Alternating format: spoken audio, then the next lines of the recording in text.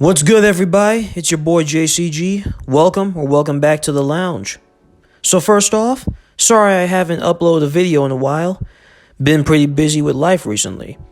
I'm gonna try and at least have 2 or 3 videos out before March ends. Secondly, today's topic is one that's being talked about among both the gaming community and the DC Universe fandom right now.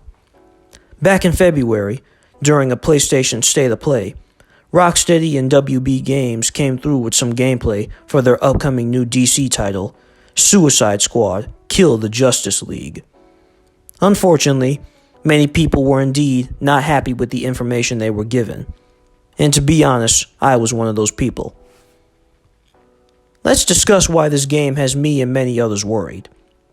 For starters, the gameplay doesn't exactly feel like something we would see from a Rocksteady game. As we all know, Rocksteady were the kings of superhero gaming with their Batman Arkham trilogy. Those games are the gold standard of comic book games and easily the best Batman video games ever made. So when we look at a new project like Suicide Squad, we're taken aback by the gameplay because this is not what we're used to from Rocksteady. This isn't a single-player narrative-driven adventure like their last title. This is an always online, live service game with looter mechanics. And yes, there's still a story involved, but most people are so focused on the other aspect of the game that the plot is being overlooked. The gameplay is a turnoff for longtime fans of Rocksteady. And me personally, I feel as if I've seen this type of game already.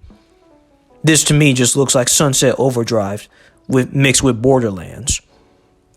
So I can't say that I'm impressed.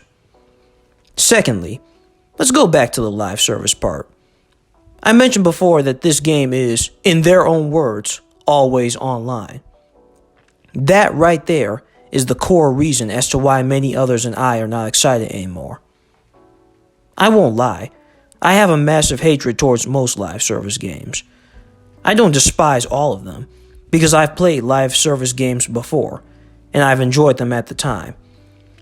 That being said, the live service model has ruined gaming in my opinion. Because now companies are not making games with passion anymore. They're making games like these because it's the hot trend right now. Also because companies and devs want to make money as fast as possible, all while putting in as little effort as possible. If there's one thing about live service games that I truly loathe, it's the part where the developers say that the only way this game can be played is if there's an internet connection in the home.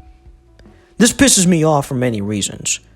1, no game, regardless of what it is, should ever require an internet connection just so people can jump in. Games should be accessible to anyone and everyone, even if a person may not have internet in the house. 2, what these companies fail to understand is that not everyone's internet connection is going to work the same. Some folks have very bad internet, and some don't have any internet at all.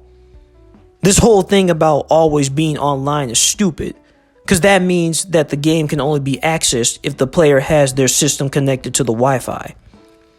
You want to know what's even worse? According to Rocksteady, and this is on their website, this is the case for both multiplayer and solo play.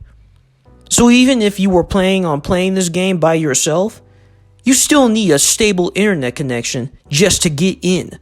Otherwise, you can't even access the game. The worst part about all of this, my friends, is that we've seen this whole song and dance before. A game that should have never been part of the games as a service model comes out. The community isn't impressed. The devs promise so much but deliver very little. The game is either unfinished and filled with overwhelmingly bad technical issues, or it runs decently but there's not enough content in the game that makes it worth coming back to. And the experience leads to a boring, half-baked, soulless product that ultimately was a waste of time and money. I mean, look at Marvel's Avengers. Oh, how that game crashed and burned. It could have been hype, but Square Enix and Crystal Dynamics took all the wrong routes. And now look at where we're at. The game is about to be shut down permanently. That's another issue with live service titles. The developers will essentially have to close all the servers soon, so the game is useless at that point.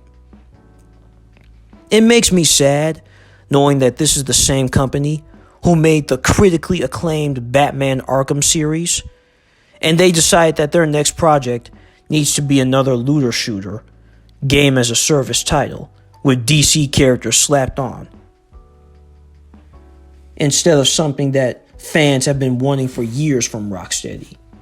You know, like a single-player, story-focused Justice League game. I like the Suicide Squad, but turning the game into this? Nah, fam. This game is being set up for failure, and I'm not the only one who thinks this.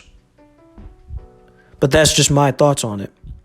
Thank you guys so much for watching. Tell me what your thoughts are for the Suicide Squad game. Please like, comment, subscribe to join the lounge, and I'll see you guys on the next video. God bless. I'm out. Deuces.